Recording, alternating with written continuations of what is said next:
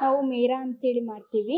ಇದು ಹಬ್ಬ ಅಂದರೆ ಒಂದು ಸಂಭ್ರಮ ಸಡಗರ ಅಂತ ಮಾಡ್ಬೋದು. ನಾವು ಅಂದರೆ 2 ದಿನ ಮಾಡ್ತೀವಿ. ಆ 2 ದಿನದಲ್ಲಿ ರಾತ್ರಿ ಫಸ್ಟ್‌ನೇ ದಿನ ರಾತ್ರಿ ಮೇರ ಅಂತೇಳಿ ಮಾಡ್ತೀವಿ. ದೀಪ ಎತ್ಕೊಂಡು ಮನೆಗೂ ಆಶೀರ್ವಾದ ತಗೊಳಕ್ಕೋಸ್ಕರ ಮಾಡ್ತೀವಿ.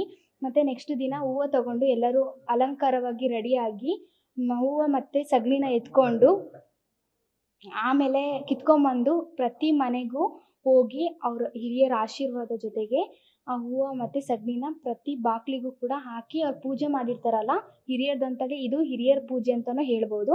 ಆ ಪೂಜೆ ಮಾಡಬೇಕಾದ್ರೆ ಅಲ್ಲಿ ಸ್ವಲ್ಪ ಸಗಣಿ ಮತ್ತು ಹೂವು ಕಿತ್ಕೊಂಬಂದಿರೋದು ಹಾಕಿ ನಾವು ಅವ್ರ ಆಶೀರ್ವಾದ ಪಡೆಯೋಕ್ಕೋಸ್ಕರ ಹೋಗ್ತೀವಿ. ಸಂಜೆನೂ ಅಷ್ಟೇ ದೀಪ ಮತ್ತು ನೀರು ತೊಗೊಂಡೋಗಿ ಬೆಳಗಿ ಅದನ್ನು ಬಾಗಿಲಿಗೆ ಅಂದರೆ ಕೊನೆ ಬಾಗಿಲಿಗೆ ಹಾಕಿ ಬರ್ತೀವಿ. ಅದನ್ನು ಬಿಟ್ಟರೆ ಸಂಜೆ ಸ್ವಲ್ಪ ಖುಷಿ ಇರುತ್ತೆ, ಸಂಭ್ರಮ ಇರುತ್ತೆ ಅಷ್ಟೇ. ಅಂದರೆ ಆಶೀರ್ವಾದ, ಹಿರಿಯರ ಆಶೀರ್ವಾದ ಸಿಗುತ್ತೆ. ಅಂದರೆ ಎಲ್ಲ ದೇವರ ಆಶೀರ್ವಾದ ಸಿಗುತ್ತೆ. ಅದು ಮುಂಚೆಯಿಂದನೂ ಮಾಡ್ಕೊಂಡು ಇಲ್ಲ, ಮದುವೆ ಆಗಿರೋರು ಮಾಡಲ್ಲ. ಮದುವೆ ಆಗಿರೋರು ಮಾಡ್ಬೇಕು ಅದು ಹೇಳ್ಬೇಕಂದ್ರೆ. ಇವಾಗಿನ ಇರೋರು ಮುಂದಿನ ವರ್ಷ ಇರ್ತಾರೆ ಅನ್ನೋದೇ ಕನ್ಫರ್ಮ್ ಇರಲ್ಲ. ಯಾಕಂದರೆ ಆಲ್ರೆಡಿ ಮದುವೆ ಫಿಕ್ಸ್ ಆಗಿರೋರು ಇರ್ತಾರೆ, ಮದುವೆ ಫಿಕ್ಸ್ ಆಗಲಿಲ್ಲದವರು ಇರ್ತಾರಲ್ವ. ಹಂಗಾಗಿ ಡೌಟ್. ಹಂಗಾಗಿ ಈ ವರ್ಷ ಇರೋರು ಮಾಡ್ಬೇಕಂತಲೇ ಹೇಳೋದು. ಎಲ್ಲರೂ ಇದನ್ನ ನಮ್ಮ ಸಂಸ್ಕೃತಿ ನಾವು ನಡೆಸ್ಕೊಂಡು ಹೋಗಲೇಬೇಕು ರಂಬಣಿಸಾಗಿ.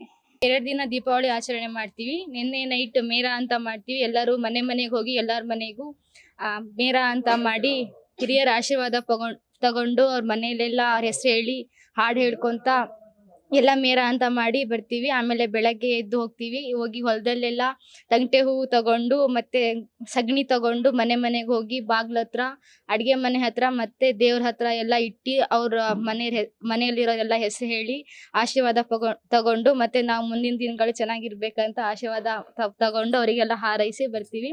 ಮತ್ತೆ ಸಾಯಂಕಾಲ ಗೋದ್ನು ಅಂತ ಮಾಡ್ತೀವಿ.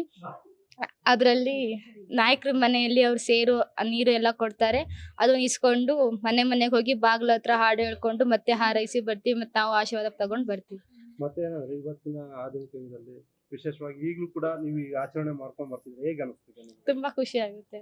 ಆಚರಣೆ ಪದ್ಧತಿಯಿಂದ ಕಂಟಿನ್ಯೂ ಮಾನಸ.